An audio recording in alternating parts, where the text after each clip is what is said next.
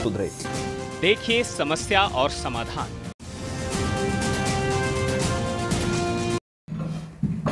दोस्तों बहुत बहुत नमस्कार, मैं रोहित कौशिक स्वागत करता हूं हमारे इस खास कार्यक्रम में। दोस्तों समस्या नहीं समाधान। दोस्तों समस्याएं बहुत होती है समाज में, बहुत जगह देखते हो आप, लेकिन आज जो शो है, जो हमारा जो शो है वो बनने वाला है समस्याओं पे नहीं समाधान। दोस्तों समाधान क्या होना चाहिए, ऐसे बहुत सारे विषय हैं, बहुत सारे अहम विषय हैं जिनको समाज में देखते हो और आप हर रोज उनको झेलते भी हो। दोस्तों तो एक ऐसा ही विषय पलवल शहर से, पलवल जिले से निकल के आया है। विषय क्या है, विषय बता दो दोस्तों, विषय है अतिक्रमण। अतिक्रमण बहुत लोग जानते होंगे, लेकिन बहुत लोग नहीं जानते कि क्या होता है अतिक्रमण। दोस्तों पहले मैं अतिक्रमण के बारे में आपको बता देता हूं। यदि आप रोड पे निकलते हो और रोड पे आपको पता लगता है 40 फुटा रोड है, 10 फुटा किसी ने रेडी खड़ी कर रखी है और 10 फुटा इधर खड़ी कर रखी है, तो जो 20 फुट का रोड है, लेकिन 20 फुट जो क्या है वो है अतिक्रमण। जो जगह है हमारी, लेकिन अतिक्रमण करता है कोई और।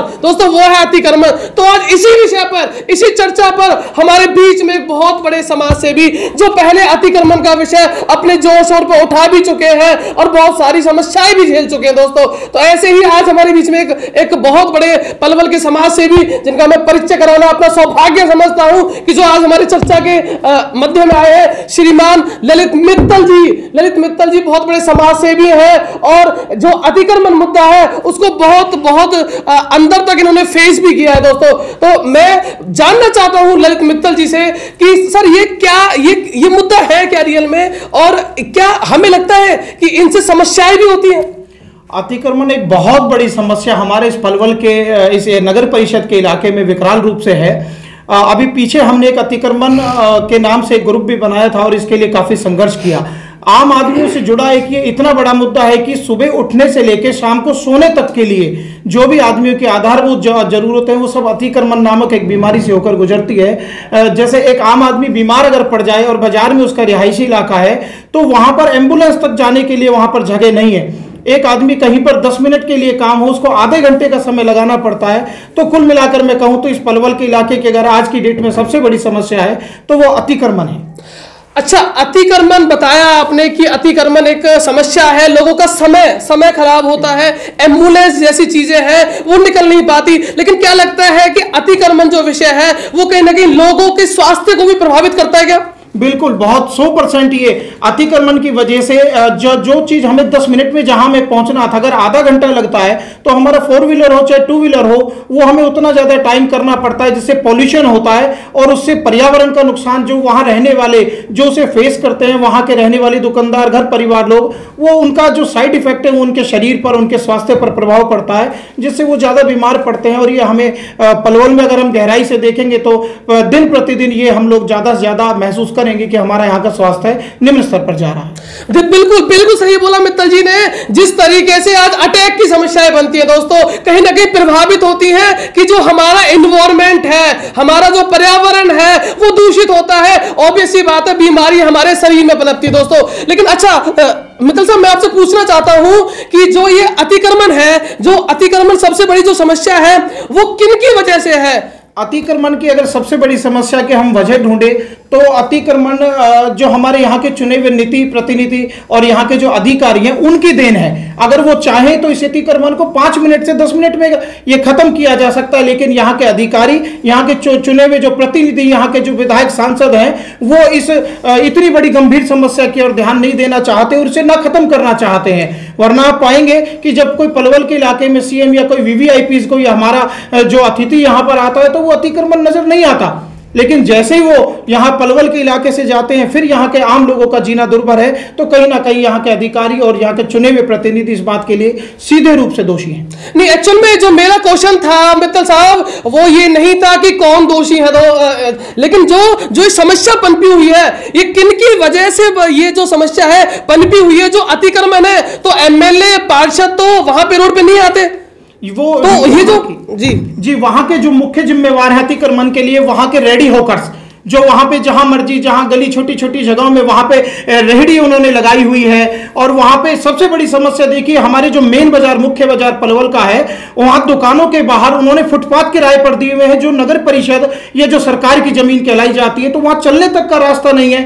तो रेहड़ी वाले और जो मुख्य जो फंड लगाने वाले हैं वो अतिक्रमण की एक मुख्य वजह कहीं ना कहीं हमारे इलाके में है। अच्छा, रेहड़ी विषय जो बताया है वो बहुत अहम विषय है। आप सभी देखते हो तो इसी बीच में एक बहुत बड़े समाज सेवी हमारे बीच में, जिनको रेहड़ियों का पालक भी कहा जाता है, जिलाध्यक्ष की भूमिका में रहते हैं, आज हमारे बीच में एक और परिचय है। मैं अपना सौभाग्य समझता हूं, हमारे बीच में खेमचंद डागर जी हैं जो कि रेहड़ियों के पालक के रूप में है। तो सर, क्या लगता है जो मित्तल साहब ने मुद्दा उठाया है कि जो मुद्दा है, जो अतिक्रमण का मेन विषय है वो है रेहड़ियां यदि होती हैं तो उनसे सबसे ज्यादा अतिक्रमण होता है। लेकिन सर, ये भी तो मुद्दा है कि रेहड़ी वाले जाएं कहां? तो सर, क्या लगता है यह जो विषय है रेहड़ियों का, ये इसका कोई समाधान है? देखिए, मैं पहले तो मित्तल जी से कहना चाहूंगा कि ये तय कर लें पहले एक भाई समाधान या समस्या किसने खड़ी की है, प्रशासन की या रेहड़ी वालों की। इनमें से एक की जिम्मेदारी सौंप दें। तो मैं इनसे पूछना चाहूंगा, एक रेहड़ी वालों को, अगर रेहड़ी वाले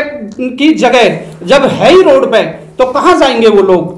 और हमेशा से हमारी लड़ाई आज से नहीं 20-30 साल से लड़ाई चल रही है। इसमें पार्लियामेंट ने भी कानून बना दिया है, सन 2009 में जो कानून बना दिया है 14 में लागू कर दिया है और आज वो लागू भी हो चुका है। तो इसमें कहीं तक एक बात मैं भी कहूंगा कि हाँ, प्रशासन की कहीं ना कहीं लापरवाही रही है, क्योंकि हमने भी जितने यहाँ पे अधिकारी आए हैं उनसे सबसे ही हमने आफत मोल ली है और हमेशा उनसे बातचीत करी है, लेकिन उन्होंने अभी तक इस समस्या का समाधान ढूंढा नहीं। एक हमारे रेहड़ी वालों को कहाँ जॉन दिया जाए, क्योंकि उसमें एक प्रावधान है एक, और हमारा एक देश का नारा भी है, एक जो जमीन सरकारी है वो जमीन हमारी है, क्योंकि हमें कोई प्राइवेट जगह में नहीं बैठने देगा, अपने प्लॉट में कोई नहीं बैठने देगा। तो इसलिए सबसे बड़ी बात डागर साहब, मैं आपको रोकना चाहूंगा। आपने बताया कि एक नारा है कि जो जमीन सरकारी है वो जमीन हमारी है। अगर सरकारी जमीन आपकी है और आप उसे अपना ही मानते हैं और उसके ऊपर किसी की आपको परमिशन की जरूरत नहीं है, तो फिर अतिक्रमण नाम की समस्या है ही क्या?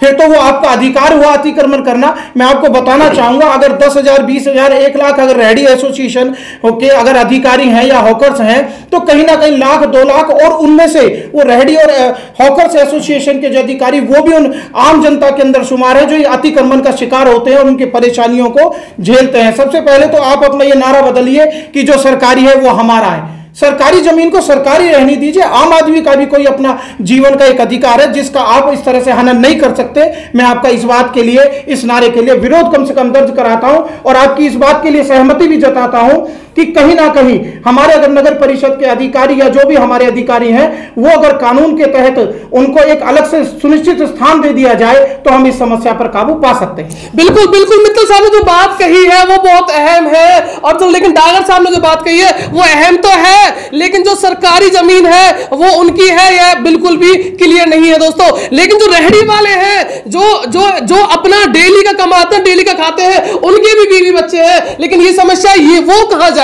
जो रेहड़ी वाले हैं वो कहां जाए? तो मतलब साहब, जैसे मेरे जानकारी में भी आया था, जो पिछले डीसी थे उन्होंने कहीं ना कहीं देखा था रेहड़ी वालियों की भी चिंता की, आम जनमानस की भी चिंता की। उन्होंने एक ऐसी येलो लाइन बना दी कि यदि उससे आगे आप आते हो तो आपका चालान काट दिया जाएगा। तो क्या ऐसा कुछ होता है तो क्या समाज के लिए ठीक रहेगा? ये बिल्कुल बहुत बढ़िया आपने ये मुद्दा उठाया। यशपाल यादव जी जो हमारे पलवल के पूर्व डीसी रहे हैं, उन्होंने एक व्यवस्था लागू की थी कि मीनार गेट से जो हमारा मुख्य बाजार है वहां पर पीली लाइन दोनों साइड रोड के खिंचवा दी थी कि अगर इसके बाहर कोई हॉकर्स आता है, रेहड़ी वाला आता है या फिर कोई भी किसी तरह का फड़ कोई लगाता है तो वो अतिक्रमण के क्षेत्र में माना जाएगा और उसका चालान किया जाएगा। और हमने ये देखा कि जब वो व्यवस्था लागू की तो बहुत हद तक हमारे यहाँ अतिक्रमण की समस्या पर हमने काबू पा लिया था। लेकिन जैसे ही यहाँ से अधिकारियों का तबादला हुआ और वो व्यवस्था दोबारा कहीं ना कहीं से वो हो गई और आज फिर हम अतिक्रमण का शिकार हैं। तो मैं आपके माध्यम से प्रशासनिक अधिकारियों से, यहाँ के जो चुनिंदा अधिकारी, उनसे ये निवेदन भी करना चाहूंगा कि वो पलवल के शहर की आम जनमानस की चिंता करें और अतिक्रमण को एक गंभीर विकराल समस्या समझते हुए इस तरह की पुनः कोई ना कोई कार्रवाई अमल में लाए और यहाँ के लोगों को अतिक्रमण से निजात दिलाने का प्रयास करें। मित्तल जी, मैं आपको टोकना चाहूंगा, क्षमा चाहता हूं, क्योंकि आप बार बार रेहड़ी वालों का नाम ले रहे हैं। इसमें दुकानदार भी तो उतना ही दोषी है। आप रेहड़ी वालों का बार बार नाम ले रहे हो। आपने मेरी पूरी बात पे संज्ञान नहीं लिया और ध्यान से नहीं सुना। मैंने आपको पहले कहा है कि मीनार गेट के दोनों तरफ जो यहां पर इंक्रोचमेंट होता है, जहां फुटपाथ पे दुकानों के बाहर जो किराया लेकर जो रोड पे सरकारी जमीन पे जो ये कपड़े बेचने के लिए जो फड़ का जो इस्तेमाल किया जाता है वो अतिक्रमण ही है और वो दुकानदारों के द्वारा ही किया जा सकता है। मैंने दोनों का मुद्दा उठाया और मेरे लिए कोई रेहड़ी एसोसिएशन या रेहड़ी वाले मेरे दुश्मन नहीं है, लेकिन मैं आम जनता की बात करता हूं और आम जनता में क्या रेहड़ी वाले नहीं है अतिक्रमण से क्या दुखी रेहड़ी का, उन रेहड़ी वालों का जो परिवार है क्या वो उस बात का पीड़ित नहीं है? क्या वो अगर बाजार में रहते हैं उन्हें कोई बीमारी हो जाए, एम्बुलेंस की जरूरत हो, ईश्वर ना करे कोई इस दुनिया से चला जाए और शव जो एक गाड़ी होती है उसकी जरूरत हो, तो क्या वो उस बात से पीड़ित नहीं है? ये रेहड़ी वालों की समस्या नहीं, ये पलवल के हर आम आदमी के, हर रहने वाले आदमी की एक गंभीर समस्या है। मित्तल साहब आपने बिल्कुल सही कहा, लेकिन जो आपने बात रखी है कि येलो लाइन लगा दी जाए, लेकिन वो ऐसा भी तो नहीं है कि येलो लाइन कॉलोनियों में लगाओगे आप। तो यहाँ पे हमारे बीच में डागर साहब क्या लगता है आपको कि यदि जिस तरीके से उन्होंने जो पहले डीसी थे उन्होंने जो येलो लाइन लगाई थी उससे कुछ जो रोज की जो खाते हैं कमाते हैं तो उसमें इफेक्ट पड़ता है? देखिए, मैं आज भी कह रहा हूं और डंके की चोट पे कह रहा हूं, एक आज भी वो काम किया जा सकता है प्रशासन द्वारा भी या समाज सेवियों के द्वारा भी, क्योंकि हम प्रशासन पर दबाव बनाएंगे, चुने हुए प्रतिनिधियों पर दबाव बनाएंगे।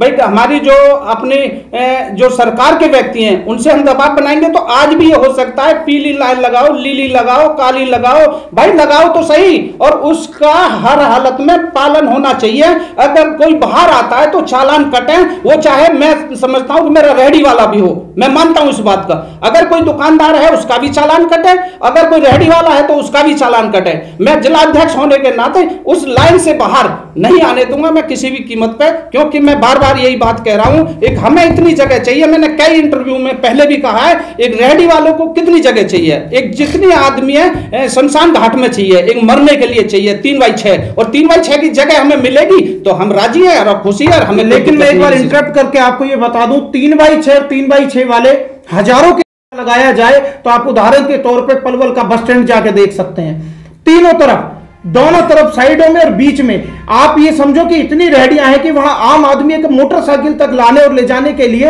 अपने आप को एक ऐसा नहीं मित्तल साहब मैं आपको ये बता दूं कि इन्होंने जो बोला है वो ये बोला है, यदि प्रशासन हमें एक येलो लाइन देता है, चाहे कोई भी लाइन देता है, उसके बाहर रेहड़ी लगती है तो बिल्कुल चालान काटा जाएगा, मैं उसमें बिल्कुल भी इंटरफेयर नहीं करूंगा। लेकिन वो चीज डिसाइड करे प्रशासन, क्योंकि अतिक्रमण को रोकने के लिए ऑब्वियस सी बात है समाज सेवी प्रशासन सबको एक साथ आना होगा। मैं आपको इसका एक पिछला उदाहरण बता देता हूं। जब पिछले बार डीसी साहब ने इसके लिए कार्रवाई की, नगर परिषद ने एक अपना इंक्रोचमेंट अभियान चलाया, तो ईओ साहब ने कार्रवाई की। मीनार गेट पे एक रेहड़ी हुआ करती है बहुत पुराने जमाने से, और वो उस रेहड़ी को हटाया, और जब वो नहीं माने, उन्होंने उनकी बात को मानने से मना किया, तो वो रेहड़ी का सामान उन्होंने नगर परिषद की गाड़ी में भरवा दिया।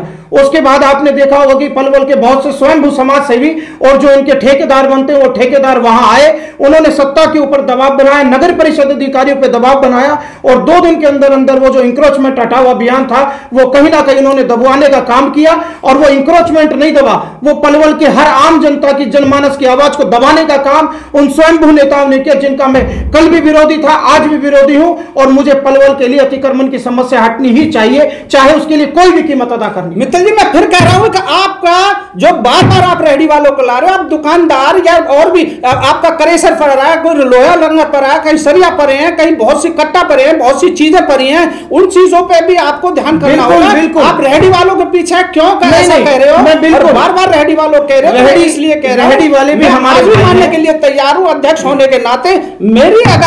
मेरे अगर कोई व्यक्ति गलती करता है तो मैं स्वयं चालान कटवाऊंगा खड़े होकर। रेहड़ी वाले मेरे बिल्कुल प्रतिद्वंदी नहीं है, वो भी हमारे भाई, हमारे समाज का, हमारे इस पलवल के आम जनमानस का एक हिस्सा है। जनता की समस्या के यही समाधान है कि सबसे पहले तो उसे अपने ऊपर एक कंट्रोल रखना पड़ेगा। यदि उसे बाजार जाना है तो 4 व्हीलर की जगह कोशिश करे कि 2 व्हीलर में काम करे। अगर 4 व्हीलर ले जाना उसकी मजबूरी है तो जहां उन्होंने प्रशासन ने एक पार्किंग की व्यवस्था की है वो पार्किंग में लगाए। और कोशिश करे कि कम से कम अपना व्हीकल्स का यूज करके पैदल जाए, जिससे वहां अतिक्रमण की समस्या, जो जाम की समस्या गंभीर होती है, उससे थोड़ा सा बचाव किया जा सके। दोस्तों बिल्कुल बिल्कुल बिल्कुल समस्या का समाधान। दोस्तों समस्या क्या थी कि जनता का क्या रोल होता है अतिक्रमण में, तो इन्होंने जो बताया है कि जनता को यदि आवश्यकता है कोई छोटा सामान लाने की तो वो बाइक का यूज करे, स्कूटी का यूज करे, लेकिन वो ज्यादातर क्या होता है कि ज्यादातर जो जाम लगता है वो जाम की वजह क्या होती है, फोर व्हीलर छोटी चीज की आवश्यकता होती है लेकिन लेकर के क्या जाते हैं, गाड़ियां लेकर के जाते हैं, और वो सबसे बड़ी वजह बनता है इस अतिक्रमण के साथ साथ पॉल्यूशन फैलाने में भी, पैसा को व्यर्थ करने में भी और समय को भी व्यर्थ करने में भी। तो दोस्तों आज के लिए इतना ही। तो ये पूरा का पूरा निष्कर्ष था कि समस्या क्या है, अतिक्रमण। समाधान हमने आपको क्या बताया कि पूरे के पूरे हर कोई रोल अदा करता है, चाहे वो जनता हो, चाहे वो रेहड़ी वाले हो, चाहे वो दुकानदार हो, चाहे वो अधिकारी हो। दोस्तों सबका समाधान हमारे बीच में आज डागर साहब, आपका भी बहुत बहुत धन्यवाद, मित्तल साहब आपका भी बहुत बहुत धन्यवाद जो आपने हमें इतना महत्वपूर्ण समय दिया और समस्याओं का समाधान का निदान के बारे में बताया कि किस तरीके से जो पलवल आज अतिक्रमण ग्रस्त हुआ पड़ा है वो कैसे ठीक हो सकता है। दोस्तों तो आज के लिए इतना ही, बहुत बहुत धन्यवाद आपका।